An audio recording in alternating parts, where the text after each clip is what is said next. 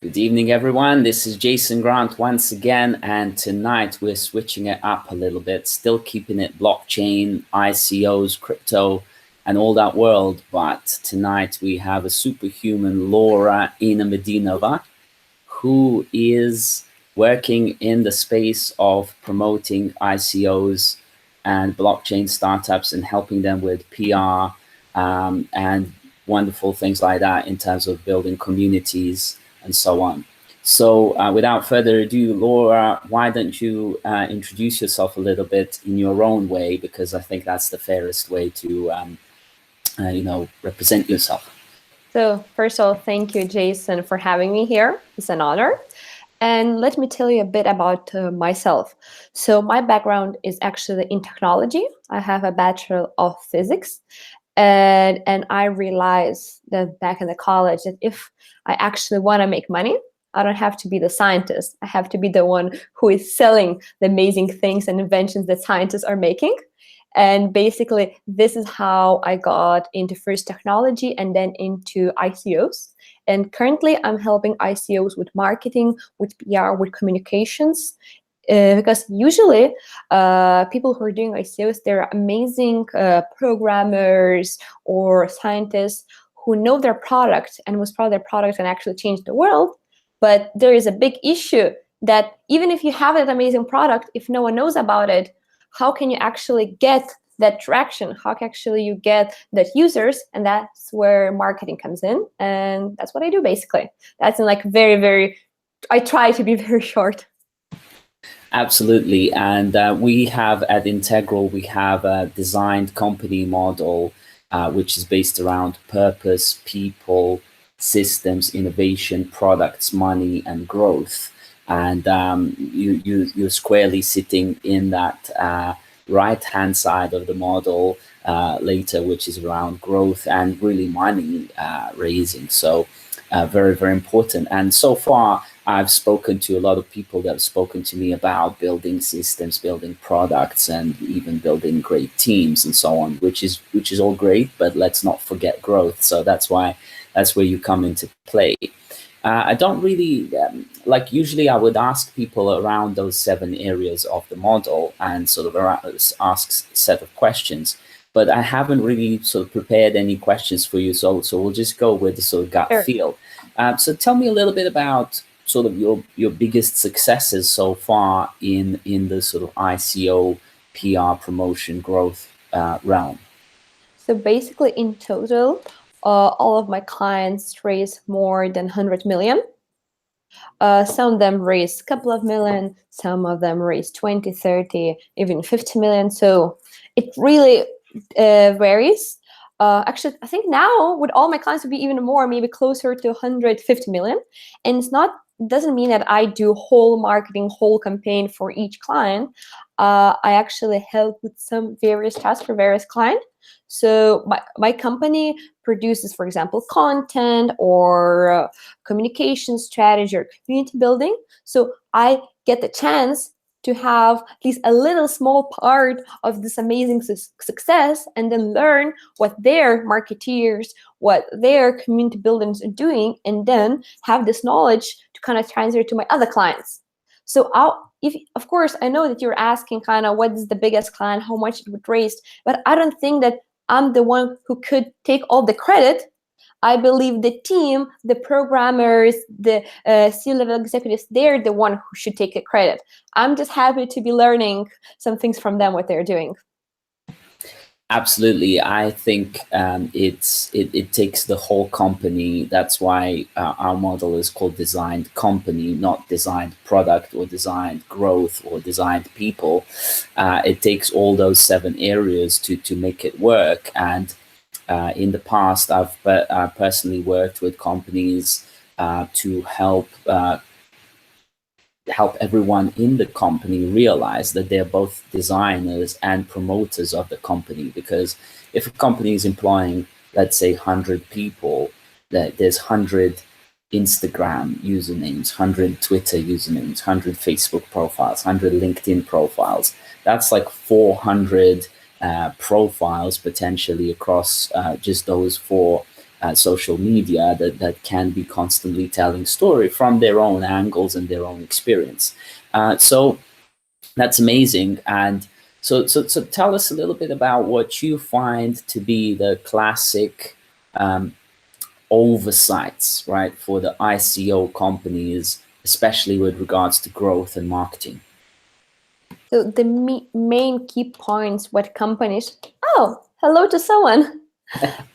Sometimes we have this sort of cameo from one of my cats that always tends to come in like right during the interview time. I think they sort of end up feeling sort of left out, so they always kind of make a little cameo. So, That's your co-host. Yeah.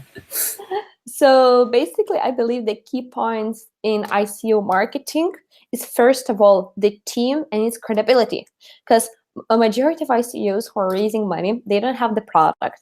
They don't have any software ready. And sometimes they don't even have the MVP. So basically, you're selling a promise. And what then could the potential investors look into is the actual team. So the first thing I say to any ICO I work with, what is your online image? What is your online brand?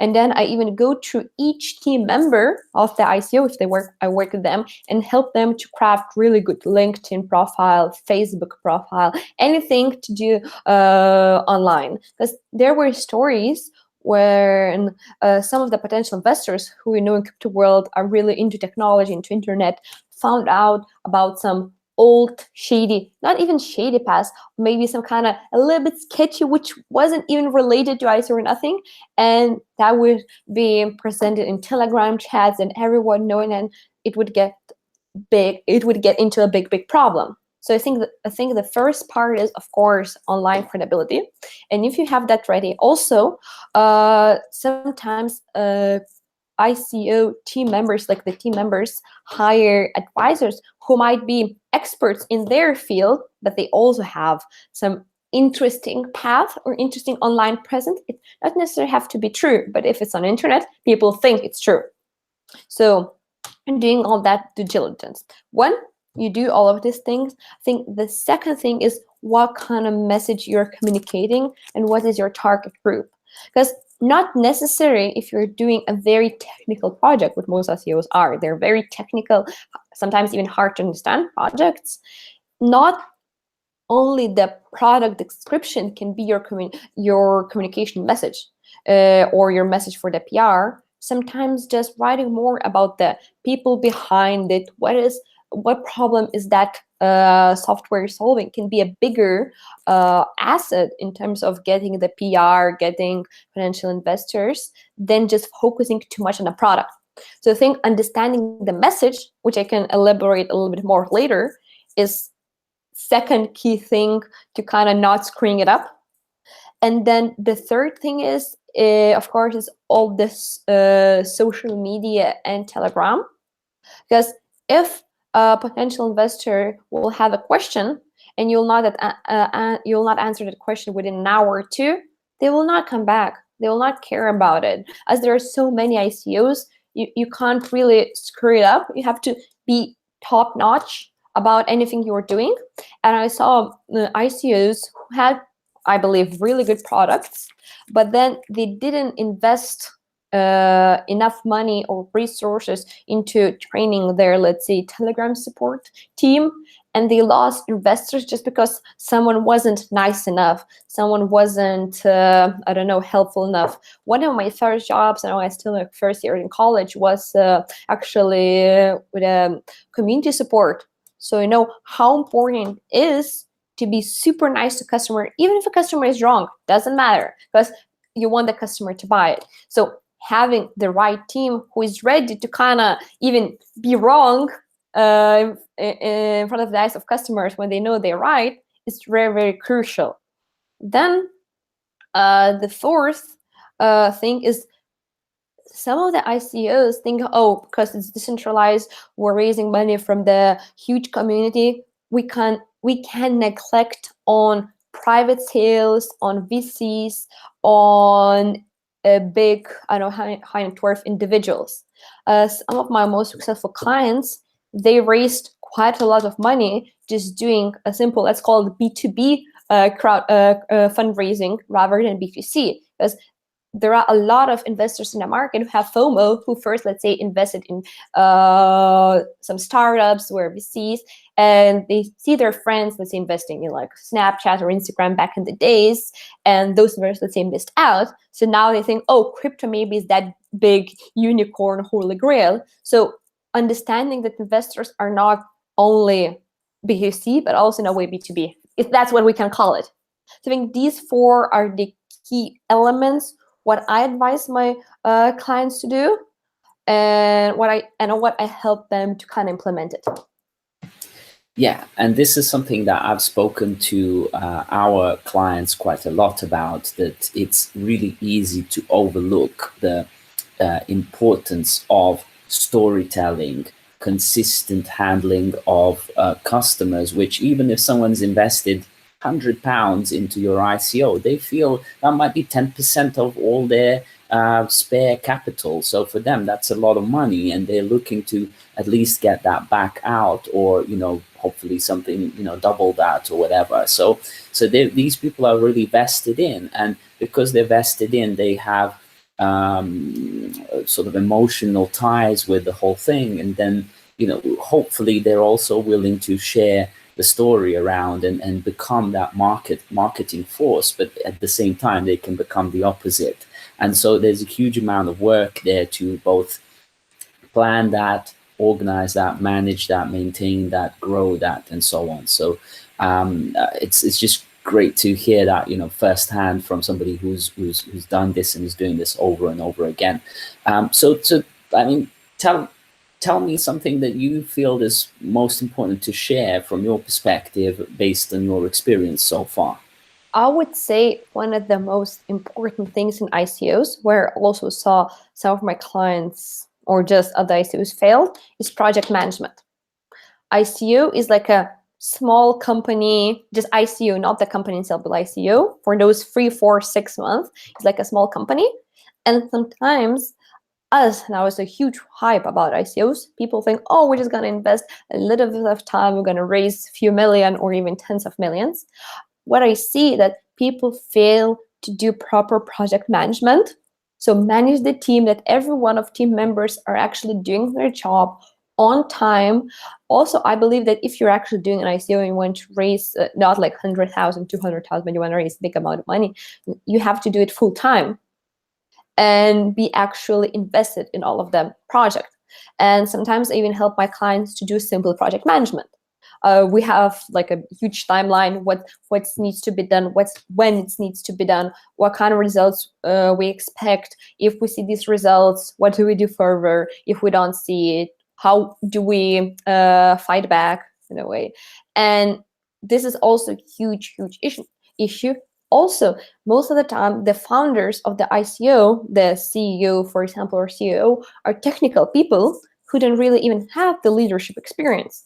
And it's not something, mean to say, that's the truth. For example, if you give me, some programming tasks, I will fail at it. I had like a little bit of programming in college, but I would be terrible in it. Or let's say if you give me some design tasks, I would also be terrible at it. So the same with, let's say, technical people. If the person is amazing, blockchain programmer or designer, that doesn't mean they can be a good leader.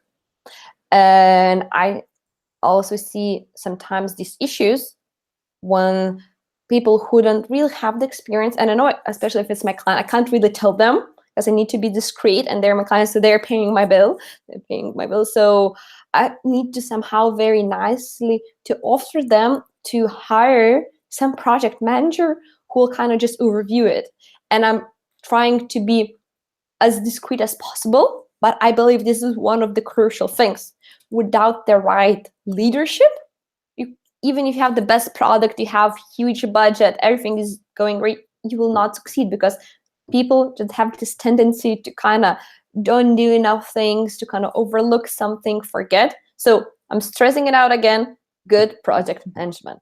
And I could literally do like a huge LinkedIn post about it. Yeah, it's crazy because I studied management at master's degree back in 2003, and it's I often say to people that it's been the best thing I've ever done, really, because it's opened my eyes as to how important management is. Yet, like most people see it as a complete sort of waste of time and overhead and this and that, and just like most of the time people don't like managers, but they're there because otherwise it's just a complete mess, unless things are well kept in line and organized and ordered. So I mean, tell us maybe like in some sort of an anonymized way, sort of a funny anecdote or something like that that's happened so far in your sort of work, that is kind of somewhat entertaining, or certainly like, has a message to it. That's a good question. I would say the funniest thing I had over almost year, yeah, it's already a year and a half that I'm actually working with ICOs, were the cases where when I saw ICOs actually trying to scam people with providing actual fake identities of other people, but then sending emails from their real email. I mean, I have no idea how that even happened, but basically one scammer, he did an ICO, he took a fake identity, he of course created the website, the email, everything, and a friend of mine realized it's a scam, tried to kind of get more information to kind of play it out, and then one time he gets email from a completely different email address, which is a name and surname, and apparently that's the actual scammer. So that went well for the guy. Dear. And so where do you see the whole ICO world, so to speak, go this year and maybe next year? What are your sort of projections? Is it going to get bigger, better, faster, harder? Tell us. I'm actually very realistic about the whole ICO crypto market. I see a lot of resemblance. Well, a lot of economists see a lot of resemblance to just a dot-com bubble, all that or other bubbles would happen in the past. And as dot-com bubble lasted 4 years, now we're kind of first and 1.5 years into crypto markets, and most probably have 2.5 more. But what I see is kind of because before I worked in startups. Basically, 99% of startups fail and only 1% make it. So if we add the same measures to the crypto, because it's kind of basically crypto, all the ICOs are just startups just in one particular field. Most probably most of them will fail. But now when people raise money, they still have like a year, even 2 years to deliver. So let's say first ICOs, like big ICOs, raise money around, I don't know, last year, spring, summer.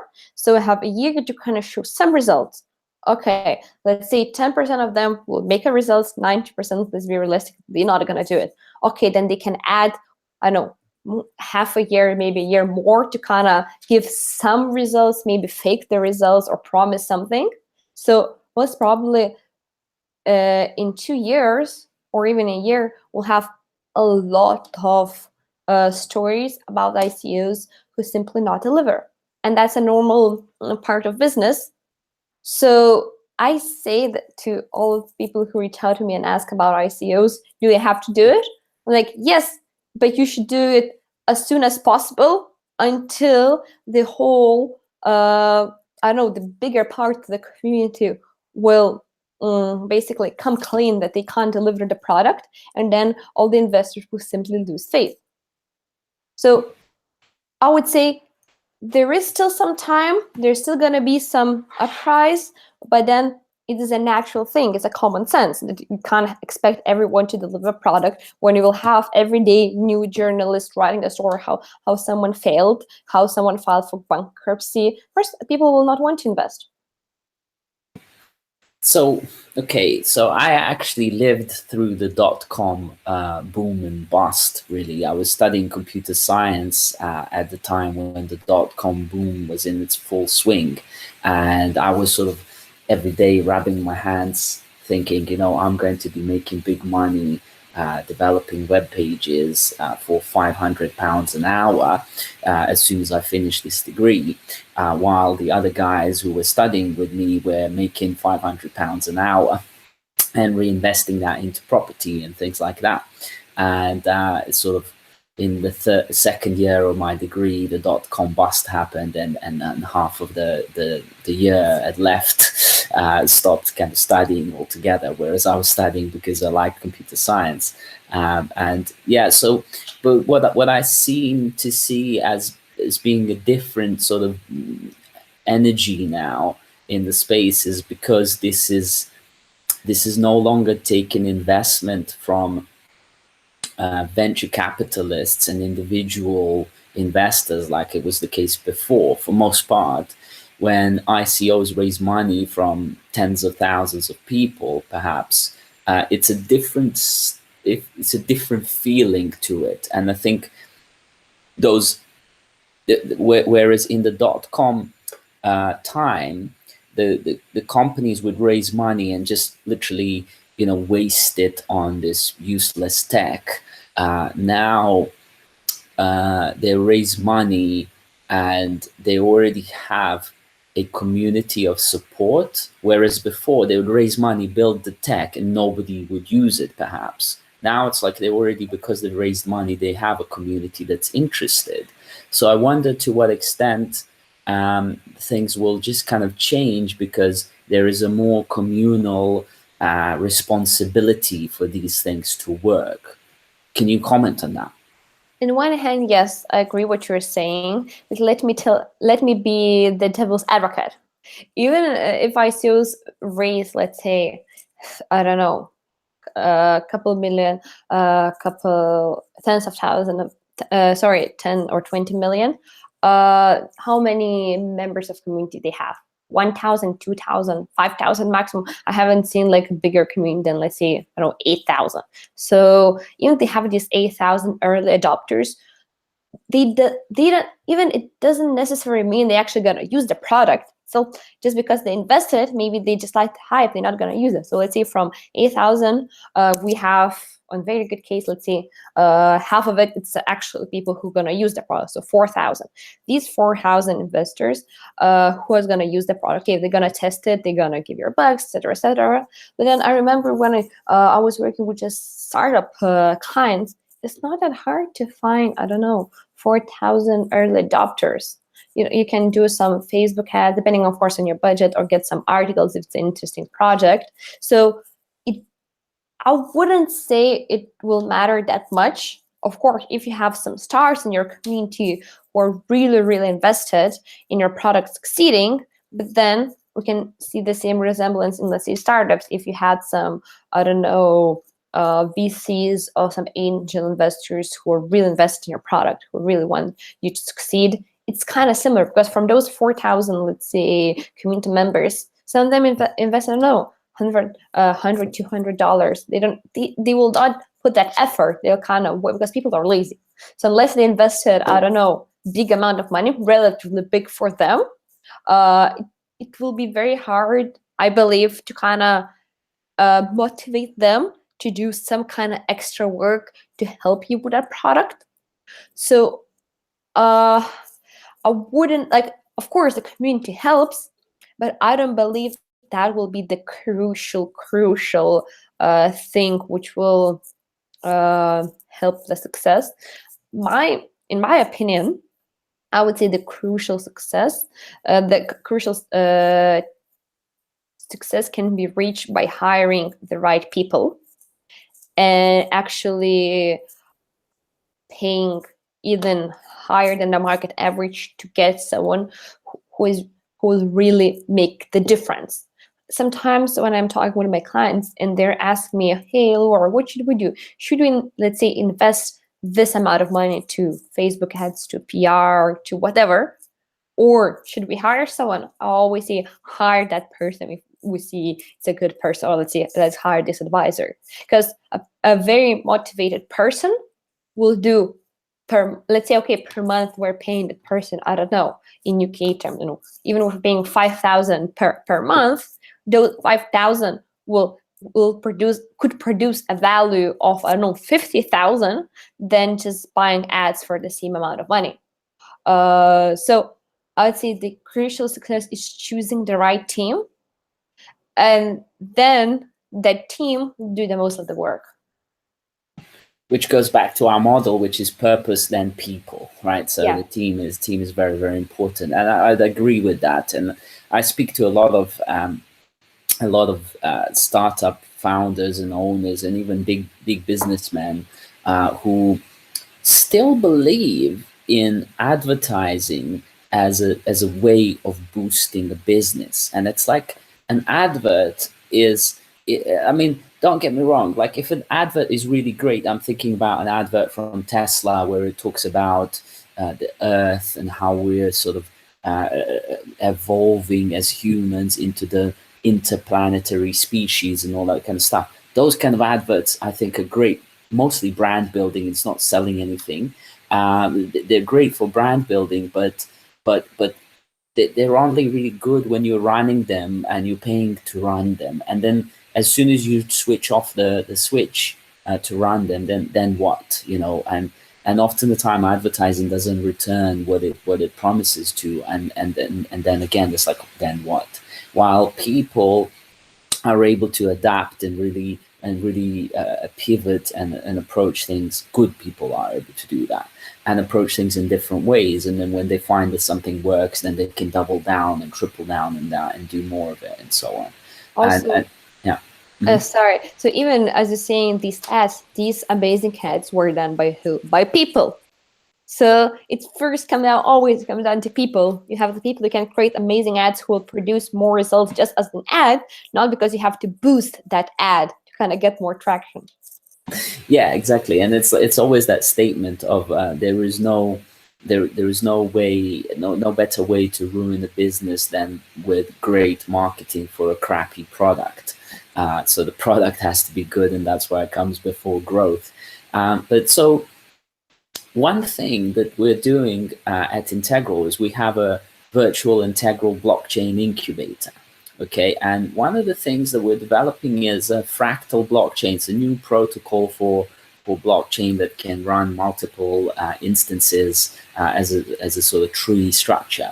Now, with that, we can envisage powering, similar to how Ethereum powers different ICOs and different companies. We will be able to power other blockchains, but we wanted to do an ICO there, but not in this fashion of raising 20, 30, 50 million. But we wanted to do something that we're dubbing at the moment micro ICO. And micro ICO is something like raising 50K every month or something like that. What's your take on this? Is this a good idea? Is this something that's maybe an anti-pattern of thinking even? So first of all, when clients come to me and present their product, I always ask, why do you need an ICO? And if some of my clients need ICO just because it's trendy to raise money, I'm not going to work with that client. And I would suggest that client to kind of go to VC or do some proper crowdfunding campaign. When it comes to clients who actually want to make an ICO because they need the token, they need the whole economy and structure of the ICO, then it's a different thing. And then in terms of actually how much they're raising, I like your idea, but it should be somehow connected. Each month should be connected. It's kind of similar as some ICOs are doing. They release only part of the tokens. They raise money, and then let's say in 2-3 years, they can do one more ICO when they show the results. So it's kind of similar when you go to regular VC, and VC, let's say, first give you 100K and hey, if you achieve these results, we'll give you more. So it is really good if you actually want to do the product, if you want to create the software or whatever you're doing. But the sad reality is most of ICOs don't want to. Most of CEOs want just big amount of money, and they say, oh, then we're going to figure it out. But then on the other hand, when you want just 50K, you can't really say, oh, with 50K, we're going to change the world. But when you want like 20K, I don't know, 50 million. You can say, hey, with 50 million, we're going to build this rocket, or we're going to build this, I don't know, AI software, whatever. You can influence people. And a lot of things when it comes to marketing is just kind of how you're going to manipulate your potential investor to believe in your idea. And the bigger, the bolder you go, which is not necessarily true. Of course, marketing, I would say marketing is like 90% true, or like 80% true. Marketers will always say things a little bit nicer than they are. I think that's a professional thing.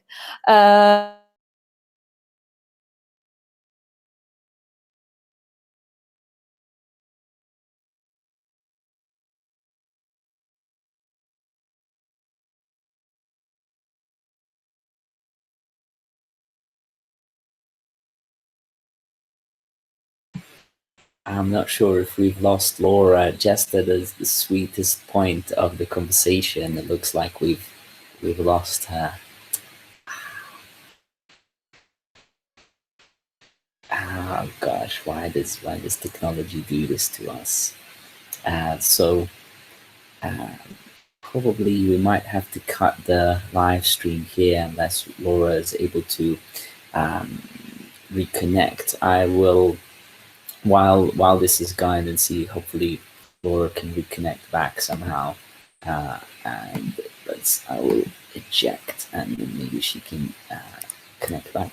So we were talking about how to do a micro ICO. We were thinking about doing the micro ICO for Lattice framework, Lattice blockchain, and the idea here is to do it in a way that is that is in small releases of tokens every month, and that would give us ability to raise just enough money to power and support the development activities and various kind of website building and growth activities, while not overly raising too much money that we cannot justify the need for, but also given the proof of work, so to speak, of deliverables as we raise and be able to report back to the ICO investors that the previous round of, let's say, 50K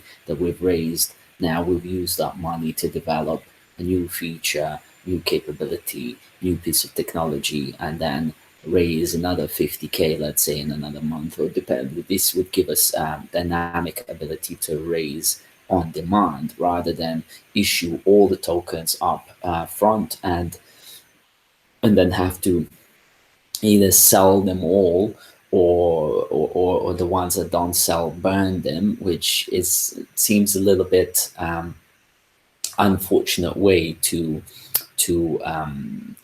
manage and run these things. Seems like we have Laura back. Hi. Sorry, technical difficulties. That's fine. I was just talking a little bit about the idea of doing this micro ICO idea, because with Lattice blockchain, we would be able to issue tokens sort of on demand.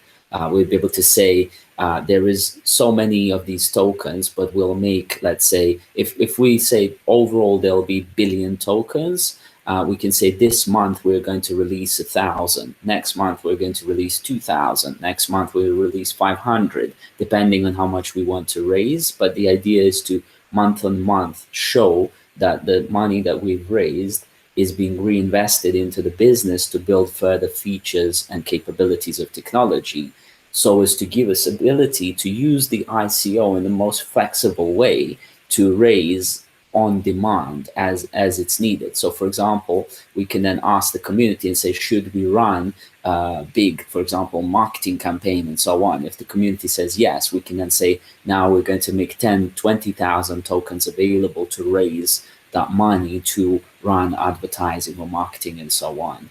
And it can be much more dynamic like that, rather than issuing, let's say, 20 million tokens up front and saying all the ones that don't sell we're going to burn, okay, and things like that, which seems like a sledgehammer type approach. Well, so tell me a little bit about why this might not work. Okay, I don't know at what time you lost the connection. I didn't say it might work, but what I said, when you're raising big amount of money, let's say 20 million, 50 million, it's easier to kind of manipulate potential investors that you're going to change the world.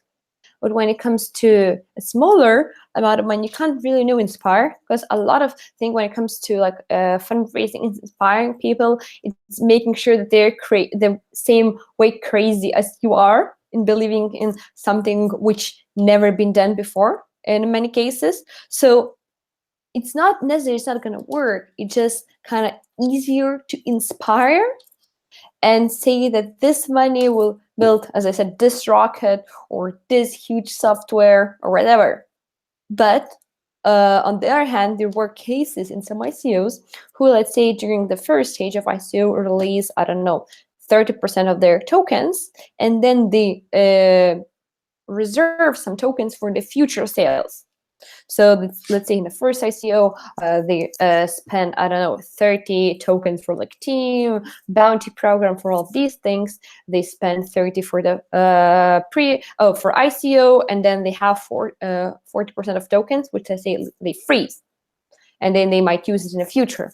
So these cases were done before, but then you need to think what kind of community will you have, and will this community be supportive? Because it's easier to kind of do the marketing once, but then when you're doing it over and over again each month, of course there will be some, I don't know, unhappy investors. Of course there will be someone who's just not going to be happy with their vision. So sometimes it's just easier to kind of do it all at once and then figure it out, which of course is not in the investor's eye. Of course I would go with your suggestion, but in the someone who wants to do an ICO, I would do it all at once. All right. So okay, great. I think it's always case by case basis, Yeah. right? It depends on how big an idea is and whether people are trying to change the world. And also, there's like the way to change the world is like in one go through some sort of cataclysmic change, or like in an evolutionary set of steps that create a revolution.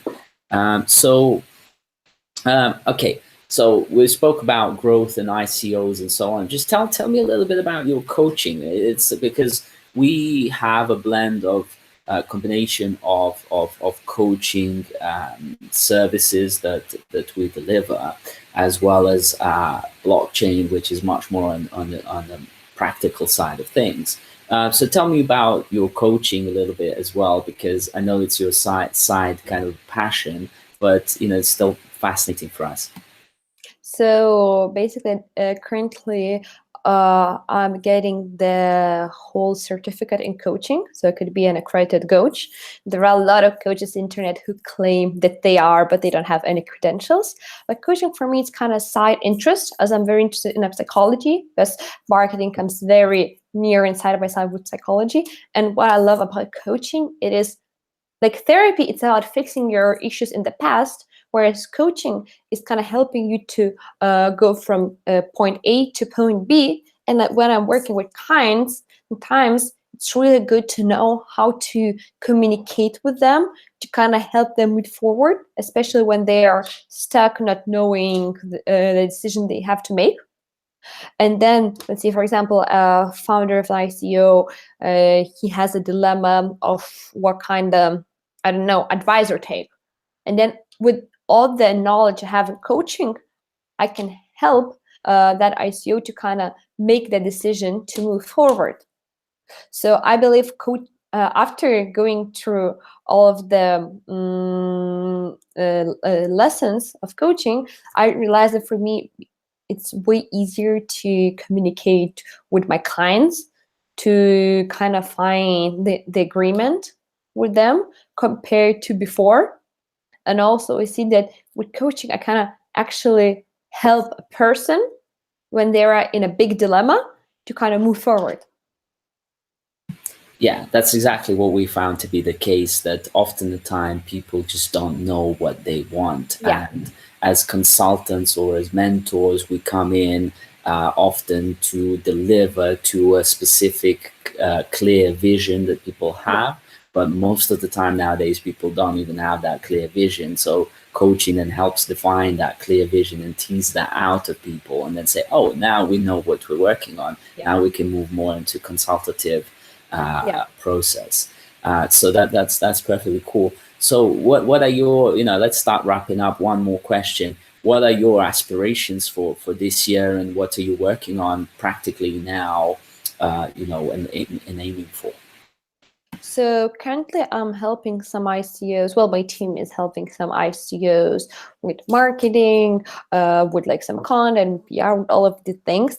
But what I see, my main interest is, it's more of the psychology of how, let's say, investors are thinking. How should one or the other message work toward them? And one of my goals for this year is to go deeper, either to get a master's or to go to some, I don't know, workshops or whatever, to kind of deeper my understanding in human psychology related to business. And then I could take all of this knowledge and implement to marketing, implement to the marketing communication strategies to actually be more effective. Because what I realized, or working with a lot of different clients, you have to be really, really specific in what you want to achieve. And then when you're very specific, you have to be even more specific of how you create your strategy around it. And the more I learn about psychology, the easier for me gets to kind of do that very specific strategies, even like step-by-step goal list how to do it. So I believe every marketer should spend at least some time to kind of reading anything related to psychology, coaching, or human development and human behavior. Totally. And again, the reason why my company is called Integral is based on integral theory, which is theory of everything, and it definitely bakes into it psychology, philosophy, sciences, religion, spirituality, and everything, because all these things are becoming more and more relevant to business and life in general. And we've been successfully able to apply this to user experience design, service design, company design, our conference talks, and all the technology that we're developing inside Integral Incubator. So that's really cool. Hey, listen, I've literally, we've just connected for the first time, never spoken before, but I feel like I've known you for a long time. So you're certainly extremely good at building rapport. And, as I introduced you at the beginning, a superhuman, that was my first impression. And, after this conversation, I think the first impression was right on. So Laura, thank you so much for participating in this conversation. Maybe in the future we can talk about some other things that crop up as important themes to discuss. We'll link to all your sites and resources in the description of this video, and share it around. And for everyone who's watching on demand, smash the subscription button, like this, share it, and spread the good word. Laura, thank you so much. And thank you for having me. And hopefully we can meet for a coffee in London soon. Definitely. Cheers. All the best. Bye-bye. Bye-bye.